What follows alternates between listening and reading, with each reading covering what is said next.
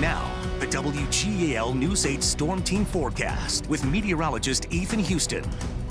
That chilly Arctic air still in place, but now we're going to add some precipitation to the mix and also some gusty winds through the day tomorrow. So first, it's an impact night for the threat for some scattered snow with some rain trying to mix in at times. And we could see some snow squalls very early Thursday morning. The window of opportunity for these will be between 3 o'clock and 7 o'clock. If you see the snowfall, it's not likely going to accumulate unless we get a snow squall, and we could get a light coating on some roadways. For tomorrow, it is going to be windy all day. We could see those strong wind gusts throughout the day, possibly as high as 50 miles per hour. Now, we will see our weather patterns start to warm, but it's also going to turn wet as we head into early next week. But outside right now, that cold winter air is out there. Need to bundle up. Temperatures well below average. We're at 37 right now, and Lancaster feels like it's in the upper 20s when you factor in the breeze that's out of the south-southwest. Now, we are getting some reports of some light snow. You saw Bethany up there in State College getting some light snow. That's also likely the case in northern portions of Mifflin, Juniata counties. Also possibly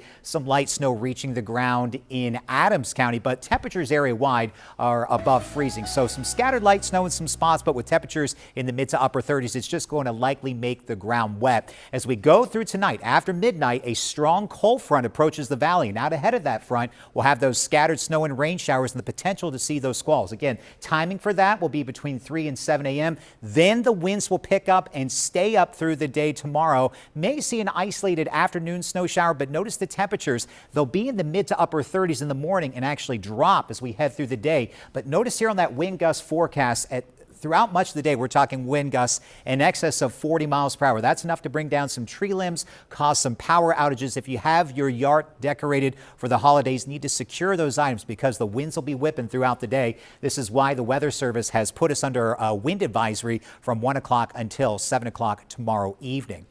Made it to 39 for our high. Started the day off at 20 out at the airport. We're 37 right now in Harrisburg and currently the same in Lancaster. So you can see that cooler air off to our north, back into the teens in Minneapolis, just single digits in North Dakota and along the Canadian border. So here's the storm system and that powerful cold front. That's what we're going to have to watch as we go through the night into early tomorrow. First, with the potential for those scattered showers and the threat for the squalls, and then behind the front, the winds pick up. So watch what happens here at midnight. We're drying back out across the valley. Then we watch and wait for those showers to move in from the west. Here we are at 3 a.m. Western counties, you're up first. Temperatures will be right around 40 degrees ahead of that front, so may see some rain trying to mix in. Again, not looking for much accumulation with the exception of a squall. Still some scattered snow showers at 6 o'clock, but by 8 o'clock, we'll start to see the showers move on out, and then the winds will be whipping throughout the day on Thursday. Again, possibly as high as 50 miles per hour. We'll keep that winter chill, and it's still going to be blustery out there through the day on Friday, but the winds will not be as intense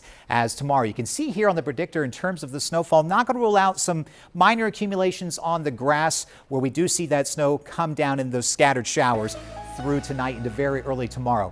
Not as windy, but still chilly for your Saturday, and then temperatures start to rise. We're back up to near 50 degrees by Sunday, and then much of next week's weather pattern looks unsettled. Chances for widespread rain will be out there on Monday. We'll keep the chances for some showers in the forecast for Tuesday and Wednesday, and another storm system approaches the area for Thursday of next week.